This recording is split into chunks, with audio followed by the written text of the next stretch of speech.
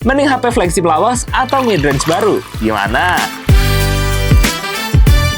Kalau kalian lagi cari HP, biasanya dihadapkan dengan dua pilihan, flagship lawas atau HP mid-range baru. Kira-kira lebih worth it yang mana sih? Mari kita masuk ke Kaum Mendang Mending. Bagian pertama, performa. Untuk dari performa sendiri, jelas flagship lawas menang. Ya gimana pun, kalau handphone flagship lawas ini sudah jelas-jelas ada kata flagshipnya, otomatis menggunakan chipset yang sangat-sangat gahar. Beda lagi dengan handphone mid-range terbaru. Walaupun udah terbaru, tapi biasanya chipset yang dibawa itu cuma kelas mid-range, gak bisa melawan flagship, guys. Ya walaupun beda 1-2 generasi, tapi jelas flagship lawas itu tetap menang, guys. Poinnya 1-0, flagship lawas menang. Bagian kedua, update sistem dan fitur terbaru. Kalau dari poin ini jelas mid-range terbaru menang, karena ya terbaru, guys, pasti dapat sistem operasi yang baru, fitur terbaru, dan pasti akan dapat dukungan update terus, guys. Beda lagi dengan flagship yang lawas, biasanya udah ada yang menghentikan update-nya karena handphonenya sudah lawas. Walaupun ada di beberapa handphone yang punya komunitas dan mempunyai update-nya sendiri, guys. Poinnya satu sama, sementara seri. Bagian ketiga, dari segi kamera. Kalau dari segi kamera sendiri, jelas flagship lawas ini menang karena mempunyai sensor kamera yang besar dan juga hardware yang kuat. Beda lagi dengan handphone mid-range yang diperuntukkan untuk mid-range, guys. Pasti untuk budgetnya juga terbatas. Ya, kameranya mentok-mentok dibantu oleh AI kamera, guys. Dan biasanya untuk kualitas fotonya di ruangan yang normal lebih bagus kualitas flagship lawas dibanding dengan mid-range terbaru, guys. Nah, tapi ini tergantung dari developernya yang mau fokus ke kamera atau ke performa. Poinnya 2-1, flagship lawas menang. Bagian keempat, baterai dan efisiensi. Untuk segi baterai dan efisiensi, mid-range terbaru menang karena didukung dengan teknologi terbaru, OS terbaru, dan biasanya akan sangat-sangat irit karena dipakai hanya untuk daily use. Beda lagi dengan flagship lama yang cenderung udah kemakan usia dan biasanya sering panas karena performanya yang tinggi tapi kualitas baterainya yang kurang. Ditambah lagi tergantung pengguna sebelumnya, apakah penggunaannya barbar atau sangat-sangat bagus. Poinnya 2 sama,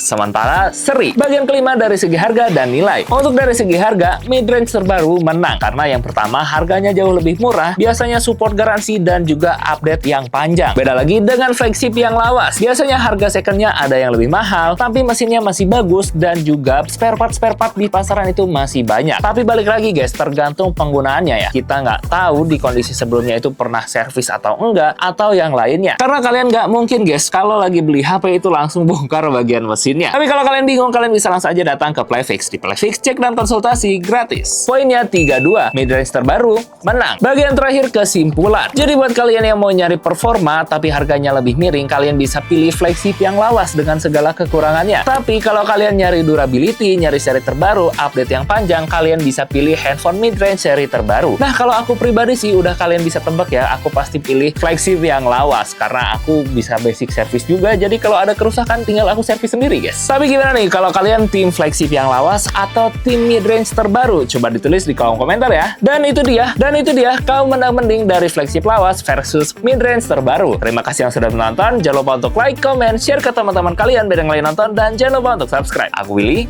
see you in the next video and bye-bye.